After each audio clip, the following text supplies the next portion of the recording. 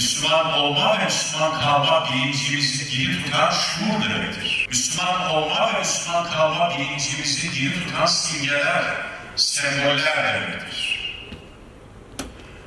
Bu üç kavram ışığında Kudüs meselesine baktığımız zaman Kudüs'ün hem mutekedat boyutu var hem itikat boyutu var. Üç kavram üzerinden okuduğumuzda Müslüman olma ve Müslüman kalma bilincimizi diri tutan yönleri var. Bu sebeple bu üç boyutuyla Kudüs bilinci, gençliğin Kudüs bilincine sahip olması son derece önemlidir. Kudüs bilincini kuşanan bütün gençlere selam olsun. Derdimiz Kudüs, dersimiz Kudüs diyen gençlere ders verilmeye gelinmez, ders alınmaya gelinir. Onun için bu topluluğu kurduğunuz için her birinizi gönülden tebrik ediyorum. Sizlerle birlikte olmaktan büyük bir bahtiyarlık duyduğumu ifade etmek istiyorum. Kudüs bilinci önemli bir bilinçtir. Kudüs bilinci bir mescit bilinci değil. Kudüs bilinci sadece bir bina, tarihi bir bina bilinci, tarihi bir şehir bilinci değil. Kudüs bilinci sadece bir toprak, bir vatan bilinci değil. Kudüs bilinci bir iman bilinci, bir özgürlük bilinci. Kudüs bilinci bir izzet bilinci aynı zamanda. Dolayısıyla gençliğin nezdinde Kudüs bilincinin diri kalması ve bunu İslam'ın öngördüğü esaslar çerçevesinde yürütmeleri bütün İslam dünyasında çok önem arz ediyor. Kudüs bilinci, Kudüs davası sadece Müslümanların davası değil, aslında bütün insanlığın, vicdan sahibi olan bütün insanlığın aslında üzerinde durması gereken bir konudur. Öncelikle Cenab-ı Hakk'ın insanlığa getirdiği dinin bekası üç önemli ilkeye, üç önemli prensibe dayanır. Birincisi inanç esasları, itikat, mutekadat. Dinin bekası öncelikle inanç esaslarının bekasıyla kaimdir. Tevhid, meat, nübüvvet. Öncelikle bunlar Allah inancı, tevhid inancı, İslam inancının devamı öncelikle buna bağlı. Mutekadat, itikat esaslarımız. İkincisi mukaddesat. Kutsiyet, kutsal kavramı İslam'da önemlidir. El-Kuddus sadece Rabbimize nispet edeceğimiz bir sıfattır ve zamana ve mekana kutsiyeti sadece O verir. Sadece Allah'ın kutsal dediği kutsal olur. Onun dışında hiçbir şey kutsal olmaz. Kutsiyetin kaynağı El-Kuddus olan Rabbimizdir. İkinci önemli kavramımız mukaddesattır. Üçüncü önemli kavramımız şairdir. Şair, Müslüman olma ve Müslüman kalma bilincimizi diri tutan şuur demektir. Müslüman olma ve Müslüman kalma bilincimizi diri tutan simgeler, semboller demektir. Bu üç kavram ışığında Kudüs meselesine baktığımız zaman Kudüs'ün hem mutekadat boyutu var hem itikat boyutu var. Sadece tarih değildir. Bazıları Kudüs'ü sadece tarih üzerinden bize anlatıyor, doğru değildir. Biraz sonra ayetleri zikredeceğim. Kudüs'ün bir inanç boyutu var, bir itikat boyutu var. Kudüs'ün bir mukaddesat boyutu var, bir kutsiyet boyutu var. Yani dinin bekasının üzerine bina edildiği bir mukaddesat boyutu var. Bir de bir şair boyutu var. Bir simge ve sembol boyutu var. Kıyamet sabahına kadar büyük anlamlar taşıyan, büyük simgeler ifade ediyor Kudüs bize. Mescid-i Aksa. Mescid-i Aksa ve Kudüs aynı zamanda tarihle ilgili bir olay değil, istikballe ilgili bir olaydır. İşte bu üç kavram kavram üzerinden okuduğumuzda, yani itikat üzerinden okuduğumuzda tevhid, nübüvvet ve meadın bir parçası olarak karşımıza çıkar. Mukaddesat olarak okuduğumuzda İslam'da kutsiyetin aslı olan El-Kuddus'un Ardul Mukaddese demiş olmasının biz müminler için son derece büyük anlamı var. Ve bir de tabii ki şair boyutu var. Müslüman olma ve Müslüman kalma bilincimizi diri tutan yönleri var. Bu sebeple bu üç boyutuyla Kudüs bilinci, gençliğin Kudüs bilincine sahip olması son derece önemlidir. İslam'ın bir de tarih boyutu var elbette, ama tarih boyutu sadece zamansal bir tarih boyutu değildir. Bütün peygamberlerin davasıdır. Kudüs sadece Davud'un, sadece Musa'nın, sadece Hz. İsa'nın, sadece Resul-i Ekrem Hz. Muhammed Mustafa'nın davası değil. Kudüs aslında bütün peygamberlerin davasıdır. Kudüs Hz. Davud'un mihrabıdır.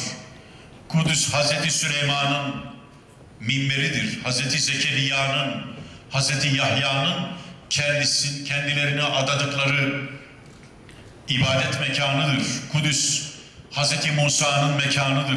Kudüs Hz. İsa'nın doğduğu yerdir. Kudüs Hz. Meryem'in adandığı yerdir.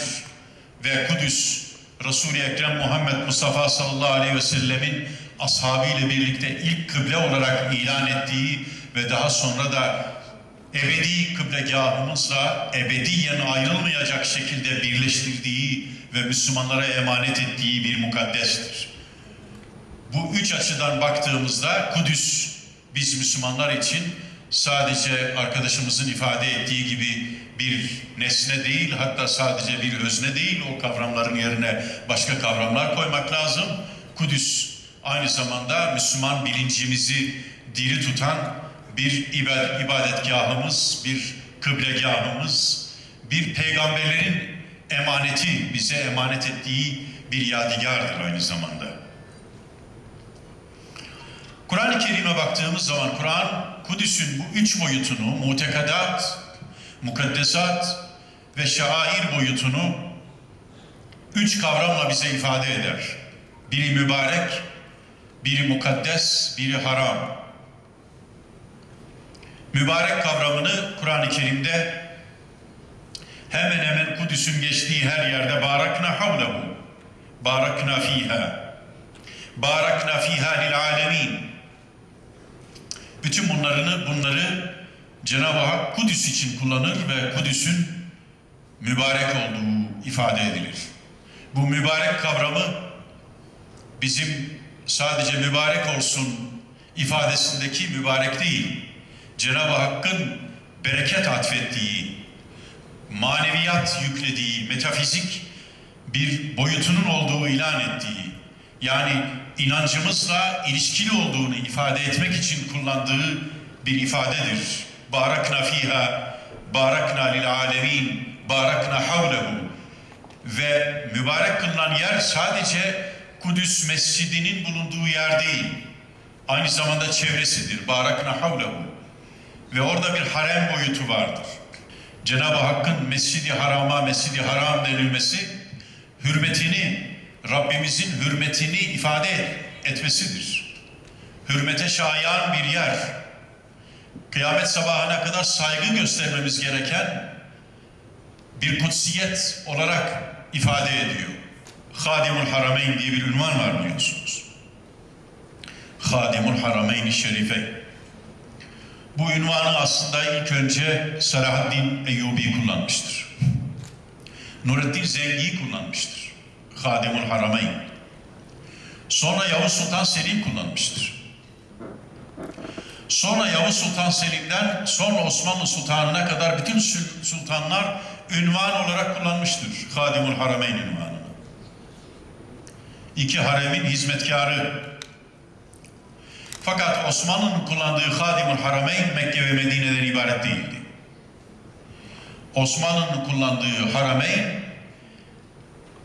Haremin birisi Mekke ve Medine beraber, birisi de Kudüs. Size alın bir de tarih dersi. Yani bizim tarihimiz bu iki kıblegahı birbirinden ayırmamıştır. Hatta Osmanlı halifelerinin ünvanları içerisinde Hadimul Harameyn'den sonra Hamil Kıbleteyn vardır. Hamil Kıbleteyn ve Hadimul Harameyn. İki kıblenin hamisi ve iki haremin hizmetkarı. Bunlardan kasıtları, Harameyn'den kastı, haremin birisi Mekke, birisi Medine değil. Haremin birisi Mekke, Medine, birisi Kudüs. Onlar Kudüs'ü Harameyn'den, Mekke'den, Medine'den asla ayırmadılar. Şeddi Rihal hadisini dikkate alarak 3 mescide ancak Şeddi Rihal yapılır, göç düzenlenebilir denildi, hicret edilebilir denildi. Cenab-ı Resul üçünü birbirinden asla ayırmadı. Hamil Kıbleteyn ve Hadimul Harameyn. Arap kardeşlerimize ben şu ifadeyi kullandım. Men lem yahmil kıbleteyn la yestahikku en yusamma bi Hadimul Harameyn dedi. Yani iki kıbleyi birlikte himaye etmeyen, Kudüs'ü Mescid-i Haram'dan ve Mescid-i Nebevi'den ayıran herhangi bir kimse, kim olursa olsun, iki haremin hizmetkarı ünvanını almayı hak etmez dedi. Bu sebeple bu iki kıblegahı, bu 3 mescidi elbette merkezde Kabe olmak üzere bunları birbirinden ayırmamız mümkün değildir. Yeri gelmişken değerli dostlar, zaman zaman Kudüs'le ilgili tartışmalar içerisinde hepimizi gönülden yaralayan bir husus var. O da bu kadar ayet, bu kadar hadis, bu kadar itikat, bu kadar mukaddesat, bu kadar şair ile ilgili apaçık bir çerçeve çizildiği halde Kudüs ve Mescid-i Aksa ile ilgili bazen garip akademik yorumların İslam'ın nezdinde zerre kadar bir değeri yoktur. Onlara asla itibar etmeyiz. Onu açıkça ifade etmek istiyorum. Kutsiyetin ve mübarekliğin gerekçesi, tarih boyunca insanlığın bu mekanlarda vahiy ile buluşmasıdır aynı zamanda. Yerle göğün buluştuğu noktadır. Hani şair Kudüs için gökte yapılıp yeryüzüne indirilen şehir ifadesini kullanır. Müslümanların Kudüs davası, Kudüs'ün ilahi bir emanet olarak kıyamet sabahına kadar bütün insanlığın mübarek mekanı olarak kalmasını sağlamak içindir.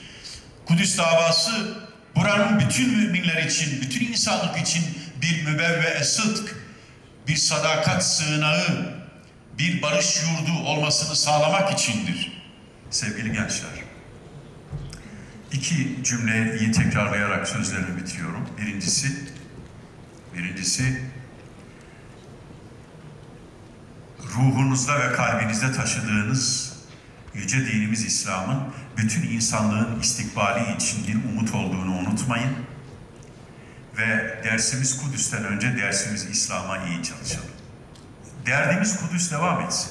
Derdimiz Kudüsken dersimiz Kur'an olsun.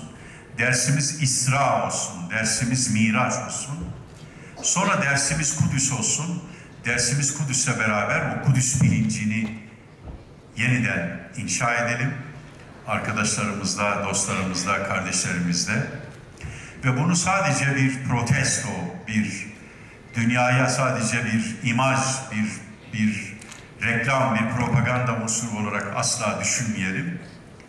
Bunun gerçek manada bir İsra ve o İsra'nın bizi gerçek manada miraca götüreceği bir yol olarak görelim.